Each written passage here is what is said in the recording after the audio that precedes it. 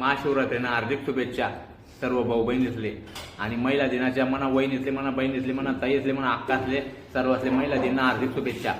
चांगलं चांगलं बनायचं. नवरा खावडा का तुम्ही आज खावा नका त्यातले उपाशी ठेवा. हां आज महाशिवरात्री शे तुम्हाला उपास होई चक्कर बिक्कर येतील. तुम्ही निंबू पाणी प्या चांगलं खा पोटभरी सण आणि चांगलं चांगलं लायला लावा बाजार माहीत फये फुये. हां गण कष्ट करतोच तुम्ही आणि लोकेसले बी सांगणं भाऊसले. हां उपास तापास काही महिला मंडळीच नाही ठेकाले नाही आपल्यासाठी.